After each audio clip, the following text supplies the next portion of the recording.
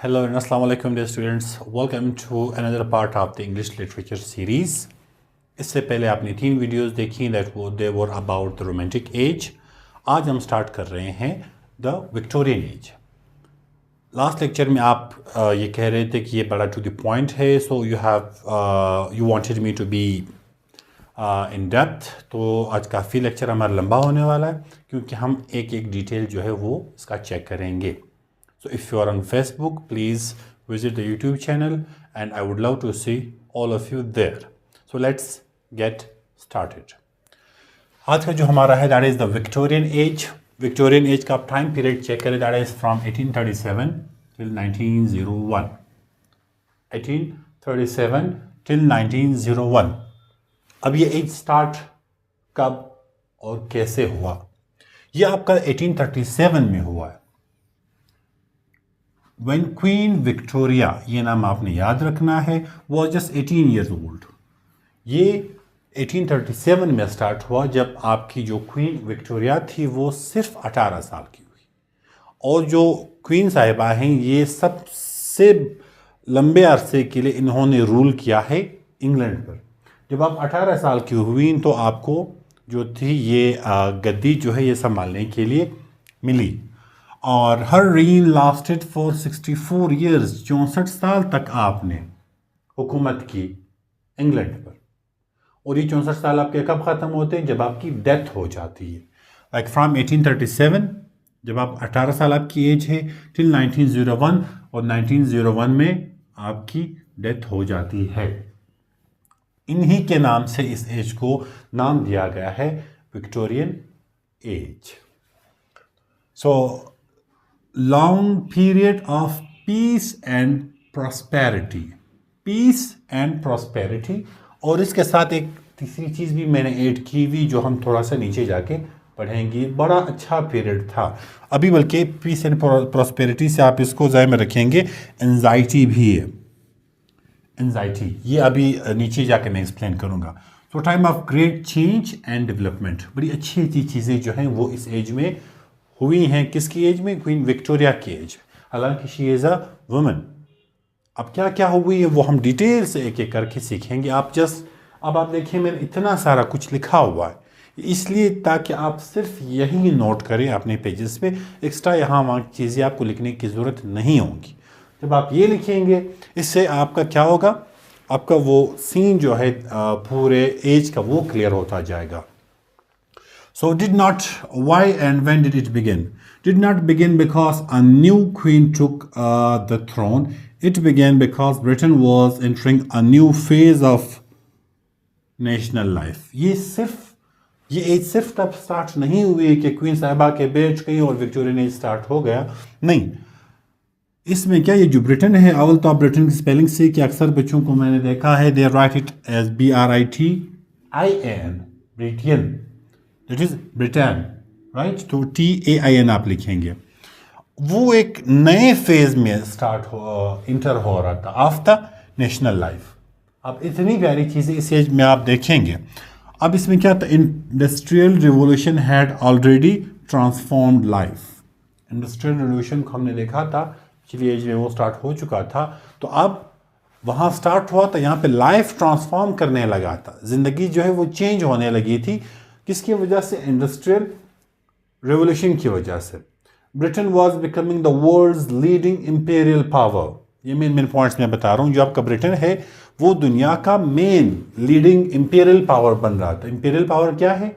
जो कि कॉलोनीज बना रहा हो, जो कि हेड बन रहा हो. जिस तरह से आगे पॉइंट्स आएंगे कि कहाँ कहाँ को इसने कॉलोनीज बनाए. तो इंपीरियलिज्म का एक कंसेप्ट है. उसके बाद लीडिंग इंपीरियल पावर जो था आपका ब्रिटेन बन रहा था. Since technology and the new ideas were challenging older beliefs. आपकी जो टेक्नोलॉजी है, न्यू आइडियाज हैं, वो किस चीज़ को चैलेंज कर रही थी? ओल्डर बिलीफ्स को. जो पुराने तौर तरीके थे, पुराने ख्यालात थे, इन मज़हब के साथ इसका टकराव था. जब आपकी जिद्दत आती है आपके साइंस एंड टेक्नोलॉजी में, तो आपके मज़हब में अगर कुछ चीज़ें ऐसी हैं जो आउट ऑफ नो वेयर बनाई गई हैं तो फिर ख़त्म हो जाती है.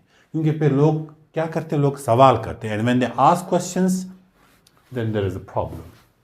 अब इसको आप देखिए. It was an age of progress and anxiety. ये एक ऐसी एज है जो किस चीज़ की है, प्रोग्रेस की है और एंजाइटी की है। अब प्रोग्रेस इज समथिंग जब आप बढ़ रहे हैं, और एंजाइटी इज समथिंग जब आप आगे नहीं बढ़ पा रहे होते। तो टू डिफरेंट थिंग्स, तो जिसको कहा जाता है इंग्लिश की ज़ुबान में पैराडॉक्स, यानी ये आपका क्या है, paradox. Two different ideas are there. इसमें प्रोग्रेस भी हो रही है और एंजाइटी भी है। आपने सुना होगा कि जहाँ बजती है शहनाई वहाँ मातम भी होते हैं। तो शहनाई भी बज रही है और मातम भी हो रही है यहाँ पे। At the same time people in improvement, industry, morality and national greatness, but they also saw poverty, class conflict, spiritual doubt and social justice. लोग बढ़ रहे हैं, इंडस्ट्रीज आ रही, इंप्रूवमेंट उसमें आ रही है, नेशनल ग्रेटनेस की तरफ आप जा रहे हैं, आप कॉलोनीज बना रहे हैं, लेकिन उसी टाइम आप गरीब भी हैं, क्लास कॉन्फ्लिक्ट भी आपके चल रहे हैं, स्पिरिचुअल डाउट्स भी आपके आ रहे हैं और सोशल इनजस्टिस भी है। तो ये दोनों चीज़ें इस एज में हैं। जिस तरह मैंने स्टार्ट में बताया था कि long period of peace and prosperity है, time of great change and development है, ये तो है। लेकिन यहाँ पे आप देखेंगे कि ये इश्यूज भी इस एज में हैं, और वो क्यों है, इसकी रीजंस क्या हैं, वो हम अभी इसी लेक्चर में इंशाल्लाह इसको कवर करेंगे। अब हम थोड़ा सा इसका मेजर डेवलपमेंट देखते हैं, इस एज में बड़ी बड़ी चीज़ें हुई क्या थी। First one is the industrialisation and urbanisation. Industrialisation पिछले एज में हो चुकी है, अब यहाँ पे आके इसको हम अर्बनाइजेशन के साथ देखेंगे। So one of the biggest foundation of the age, ये जो आपकी इंडस्ट्रियलाइजेशन है, ये इस एज की बिगेस्ट फाउंडेशंस में से एक है, जिसने बुनियाद रखी। Britain moved from an agrarian economy toward machine production.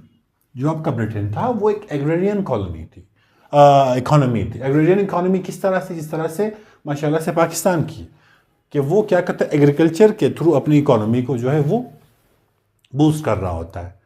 वो फसलें वगैरह उगाता है, उसको बेचता है, फिर वहाँ से रेवेन्यू जनरेट करे। तो ब्रिटेन का भी यही था। अब इन्होंने थ्रू दी इंडस्ट्रियलाइजेशन ये छोड़ के आप आए हैं किसकी तरफ, मशीन प्रोडक्शन की तरफ, क्योंकि मशीन्स आई, फैक्ट्रीज लग गई। It change not just economics, सिर्फ इकोनॉमिक्स इसने चेंज नहीं की, but human relationships, class structure, family life and the shape of cities. अब आप देखें, इस एक वर्ड इंडस्ट्रियलाइजेशन ने सिर्फ आपकी इकोनॉमी चेंज नहीं की, इसने आपकी ज़िंदगी बदल दी, इसने आपके जो क्लास का स्ट्रक्चर है वो बदल दिया, आपका फैमिली लाइफ, फैमिली स्ट्रक्चर जो है वो बदल लिया। अब बदलने से मुराद कतई ये नहीं कि अच्छे साइड में चेंज आई या नेगेटिव साइड में चेंज आई, but the change was there. And the shape of cities उन्होंने बदल लिए। अब क्योंकि हम लिटरेचर पढ़ रहे हैं, ये तो इसके जनरल इम्पैक्ट्स थे, लिटरेचर पे इसका क्या इम्पैक्ट पड़ रहा था वो हमारा मेन कंसर्न होना चाहिए। So effects on Victorian society and literature. जो आपका विक्टोरियन सोसाइटी थी, उसके लोगों पर, उसके अदब पर, उसके माशरे पर इंडस्ट्रियलाइजेशन का क्या इम्पैक्ट पड़ रहा था। Growth of factories and railways. आपकी फैक्ट्रीज जो थी वो बढ़ने लगी, क्योंकि इंडस्ट्रीज आई हैं तो फैक्ट्रीज तो बढ़ेंगी। एंड देन रेलवेज, आपके रेलवे बढ़ रहे थे। रेलवे में आप देखेंगे कि हमारे पाकिस्तान में भी आप देखेंगे, इंडिया में आप देखेंगे, जो अंग्रेज़ों के टाइम के बने हुए रेलवे ट्रैक्स हैं, वो इस वजह से वो उन्होंने बनाई थी कि वो एक जगह से गुड्स अगली जगह आसानी से ट्रांसपोर्ट कर सकें, पहुंचा सकें। वो अपना बचा रहे थे, हमारे लिए नहीं कर रहे थे सारा कुछ। Then migration from villages to the industrial towns. गाँवों से इंडस्ट्रियल टाउन की तरफ जो है माइग्रेशन थी, यानी अर्बनाइजेशन थी आपकी। लोग गाँव से शहर की तरफ आना चाह रहे थे। आप कोयटा सिटी की एग्जांपल लें कि कहाँ कहाँ से लोग यहाँ आ रहे हैं, क्योंकि यूनिवर्सिटीज़ हैं और हॉस्पिटल्स हैं, दुनिया की फैसिलिटीज़ यहाँ पे हैं, ये कहा जाता है, तो लोग वहाँ से यहाँ आ रहे हैं। Then rise of middle class. आपकी मिडिल क्लास जो है वो बढ़ने लगी। अब मिडिल क्लास कैसे बढ़ने लगी? मिडिल क्लास आपकी ऐसे बढ़ रही है थ्रू द इंडस्ट्रियलाइजेशन। एक आपकी जो आपकी अपर है, मिडिल है और लोअर क्लास है। मिडिल क्लास के लोग, फॉर इंस्टेंस मैं एक मिडिल क्लास से ताल्लुक़ रख रहा हूँ। अब अगर मैं किसी इंडस्ट्री में काम करता हूँ, कोई मशीन है कुछ, उसको मैं यूटिलाइज़ करता हूँ, अपनी छोटी फैक्ट्री बनाता हूँ, तो मैं ज़ाहिर पैसा अर्न करूँगा, तो फिर मैं वहाँ शायद मैं अपर क्लास में चला जाऊँ। या अगर मैं लोअर क्लास में, तो फिर मैं काम करते करते मैं मिडिल क्लास में आ जाऊँगा। तो आपका जो मिडिल क्लास वो बढ़ने लगा, यानी जो आपके लोअर क्लास से लोग थे वो मिडिल क्लास में आने लगे। Then comes harsh conditions for workers, women and children. Harsh conditions workers के लिए इतना इसलिए था क्योंकि वो सुबह दोपहर शाम काम कर रहे थे। ख़वातीन घर में बैठी तो काम कर लो, एंड चिल्ड्रन जो आपके बच्चे हैं, चाइल्ड लेबर। लास्ट टाइम जब हम इंडस्ट्रियलाइजेशन पढ़ रहे थे, हमने चाइल्ड लेबर के बारे में पढ़ा था। तो ये सारी चीज़ें जो थी वो आपकी इंडस्ट्रियलाइजेशन से बढ़ रही थी। This is why Charles Dickens, then Gaskell and Disraeli and others wrote so much about poverty, cities, labor and social injustice. अब ये वाले themes आप देखेंगे, ये इन राइटर्स के राइटिंग में पाई जाएंगी। ये वाले themes इस एज में इंडस्ट्रियलाइजेशन की वजह से आई, इस विक्टोरियन एरा में। सो ये आपका मेजर डेवलपमेंट फर्स्ट था, आपका इंडस्ट्रियलाइजेशन एंड अर्बनाइजेशन। सेकेंड क्या आता है? Political reform and expansion of the electorate. ये बड़ा अच्छा है। आपकी कुछ पॉलिटिकल रिफॉर्म्स भी आई सियासत वगैरह में, और expansion of the electorate expand होने लगा। इलेक्ट्रेट का मतलब द राइट टू वोट डालना जो है वो एक्सपेंड होने लगा। Victorian Britain did not remain politically static, the Reform Acts of 1832, 1867 and 1884-85 expanded the electorate and made parliamentary representation more responsive to population change. आसान भाषा में कि पॉलिटिकल रिफॉर्म्स आने लगी। पॉलिटिकल रिफॉर्म आपकी किस चीज़ से आती है? पॉलिटिकल रिफॉर्म्स आपकी आती है आपके वोट से। जब ज़्यादा लोगों को एक्सेस होगा वोट देने का, तब वो क्या करेंगे? इसको सिलेक्ट करना, इसको नहीं करना, इसको करना, इसको नहीं करना। तो the ball is in the court of the public. अब इन रिफॉर्म से पहले, 32 से पहले, इनके पास बहुत सारे ऐसे लोग थे जिनको राइट टू वोट नहीं था, वो वोट डाल ही नहीं सकते थे। जब उनकी राय नहीं सुनी जा रही, तो फिर ज़ाहिर कुछ सिलेक्टेड लोग होंगे, उनकी वजह से कुछ और लोग सिलेक्ट होंगे। अब यहाँ मैंने नीचे लिखा हुआ है 1832 का जो एक रिफॉर्म उनका आया, उसमें क्या था? मेनली मिडिल क्लास, जो मिडिल क्लास के लोग हैं 1832 में उनको राइट टू वोट दिया गया। देन 1867 में अर्बन वर्कर्स जो थे, जो शहर में गरीब लोग यानी काम करने वाले मजदूर लोग थे, उनको वोट दिया गया। फिर जाके 1884 में रूरल वर्कर्स, जो आपके रूरल इलाकों से हैं, आपके लोग गांव के लोग हैं, उनको हक दिया गया कि आप वोट दें। तो आप यहाँ से अंदाज़ा लगा सकते हैं कि वेयर दे आर स्टैंडिंग के 1884 में जाके उनके गाँव के लोगों को ये हक मिला कि आप वोट दें। So this matter of literature, this matters for literature because writers increasingly addressed. अब जब आपका गरीब तबका, आपका दबा हुआ तबका, उसको आपने राइट दे दिया किस चीज़ का? वोट डालने का, तो उसका लिटरेचर पे क्या असर हो रहा है? So literature because writers increasingly addressed, क्या चीज़ एड्रेस किया उन्होंने? The responsibilities of the state. अब वो स्टेट के जो रियासत है उसकी रिस्पॉन्सिबिलिटीज़ भी उसने लिखना शुरू कर लिया। जो क्लास टेंशंस थी उसके बारे में, democracy and the citizenship and the voice of ordinary people. क्योंकि लोग जो थे उनके पास कोई हक नहीं था वोट डालने का, तो उनकी आवाज़ क्या होगी? अब जब आम लोगों को ये आवाज़ मिली कि आप भी वोट डाल सकते हैं, सो इसके बारे में राइटर्स ने लिखना शुरू कर लिया। सो ये पॉइंट भी आपने जहन में रखना है। और ये जो इनके एक्ट्स थे 1832, 67, 84, इनको भी आपने जहन में रखना है। ये शायद आपने पहले ना पढ़ा हो। Then comes the C. Education and literacy, अब ये बड़ा प्यारा है। The education act of 1870 helped establish the elements of a national primary school system in Britain. Rising literacy created a much larger reading public.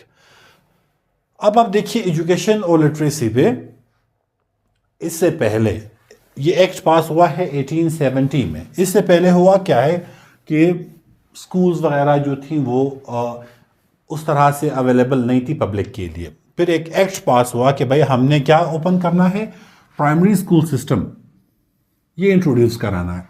फिर primary school system introduce कराया गया। Start में ये गवर्नमेंट की तरफ से था। स्टार्ट में स्कूल का वो फ़ी लेते थे, बच्चों से फ़ी वसूल करते थे, फिर उनको एडमिशन्स दिया करते थे। फिर जाके 1870 के बाद कुछ और एक्ट्स पास हुई जिनमें फिर उन्होंने स्कूल की तादाद बढ़ा दी और बच्चों से फ़ीस देना बंद कर दिया, क्योंकि एक तालीम देना हुकूमत का फ़र्ज़ होता है। तो बाद में जाकर इनको समझ आया। अब जब आपके लोग पढ़ने लगे, छोटी छोटी क्लासेस से वो ग्रोथ करने लगे, तो जब रीडिंग कल्चर आपका डेवलप होता है, that expansion of readers change literature. जब आम लोग पढ़ने लगे, गरीब का बच्चा भी स्कूल जाने लगा, तो उसने क्या किया, लिटरेचर को चेंज कर लिया। अब वो कैसे, नॉवेल्स रीच्ड ब्रॉडर ऑडियंस। जो नॉवेल्स जो थे वो ज़्यादा ऑडियंस की तरफ पहुंचने लगे। इससे पहले आप नॉवल लिखते थे तो चंद गिने चुने तबके उसको पढ़ सकते थे, आम बंदा नहीं था पढ़ सकता। अब आप देखें, आपके साथ कोई होटल वाला है, उसके हाथ में भी आपने किताब नहीं देखी होगी, बहरहाल वो पढ़ सकता है। एक आम सा बंदा होगा, चाहे कोई मदरसे का हो, कोई स्कूल का हो, कोई कहीं का भी हो, कुछ ना कुछ वो पढ़ सकता है। जब आप उनको प्रॉपरली एजुकेट करेंगे तो आपके नॉवेल्स जो हैं, आपके बुक्स जो हैं, वो आगे पढ़ना शुरू लोग हो जाएंगे। The newspaper and magazines extremely flourish. जो आपके न्यूज़पेपर है और मैगजीन है वो बहुत ज़्यादा पढ़ा जाने लगा।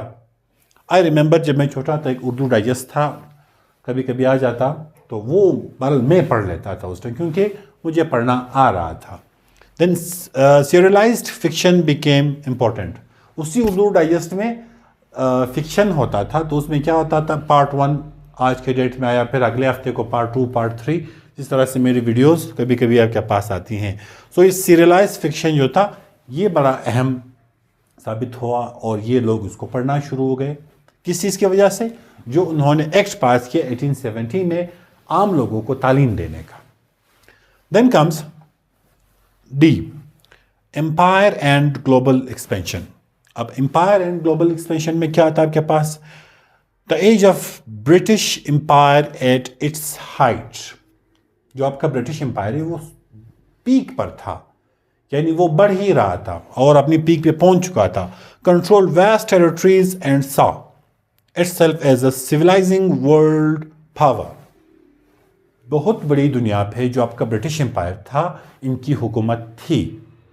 इनको कहा जाता था कि सूरज निकलता है ब्रिटिश एम्पायर में और गुरूब होता है ब्रिटिश एम्पायर में। इतने सारे इलाके जो थे इसने कवर किया। इलाकों से मेरा मुराद कतई ये नहीं है कि कोयटा इनका एम्पायर था, then Muslim Bagh and Killa Saifullah, no. इलाके से मुराद मेरा पूरे मुल्क जो थे वो इनके कंट्रोल में थे। आपने सबसे बड़ा इनका जो कॉलोनी थी वो इनकी इंडिया थी। देन इसी तरह से आपके ऑस्ट्रेलिया थी, युगांडा वगैरह वगैरह, यानी एशिया में, देन अफ्रीका में, देन नॉर्थ अमेरिका में, ये सारे इनकी कॉलोनीज रही। इनकी लिस्ट में आगे जाके शेयर करूँगा। सो और and saw itself as a civilising world power. जब आप कहीं पे हुक्मरान बनते हैं, फिर जो आप करते हैं वो सिविलाइजेशन बन जाती है। वो उसके बारे में कहा जाता है कि या this is the perfect thing. अब आप देखिए, हमें इंग्लिश बोलना कितना अच्छा लगता है, क्योंकि हम गुलाम हैं, क्योंकि वो हम पे डोमिनेंट रहें, इसीलिए जाके इंग्लिश हमें बड़ी अच्छी लगती है। उन्होंने हमारे जहन में ये चीज़ डाली हुई। So this imperial confidence shaped Victorian writing in several ways. ये जो इंपीरियल कॉन्फिडेंस था, इंपीरियल कॉन्फिडेंस मतलब कि वो इंपीरियलिस्ट रहे हैं, जो वो हुक्मरान रहे हैं, उन्होंने क्या किया, shaped Victorian writing in several ways. मुख्तलिफ तरीकों से उन्होंने विक्टोरियन राइटिंग को जो है वो शेप किया। कैसे, celebration of national power, travel and adventure literature, racial and cultural superiority in many text. अब इन पॉइंट्स को आप देखिए, सेलिब्रेशन ऑफ नेशनल पावर, कि उनकी जो नेशनल पावर थी उनको सेलिब्रेट किया जाने लगा। ट्रेवल एडवेंचर लिटरेचर को आप देखें कि लोग फिर ज़ाहिर अंग्रेज़ थे, वो वहाँ से डिफरेंट कॉन्टिनेंट जाते, डिफरेंट कंट्रीज़ जाते, उसके बारे में लिखते। आपके बहुत सारे नावल आपके लिटरेचर में हैं जो अंग्रेज़ वहाँ से हो कि इंडिया आया है तो उसने इंडिया के बारे में लिखा है, अंग्रेज़ वहाँ से जाकर अफ्रीका गए तो उसने वहाँ के बारे में लिखा हुआ है। ये वहाँ पे था racial and cultural superiority in many text. ये जो आपकी रेशियल और कल्चरल सुपेरिटी ये काफ़ी जगह ये आने लगी कि अगर वो गोरा है, ये काला है तो गोरा है सुपीरियर, तो ये अंग्रेज़ है और ये जो है मुसलमान है, हिंदू है या XYZ जो भी है, तो अंग्रेज़ सुपीरियर है। तो ये चीज़ यहाँ पे आने लगी।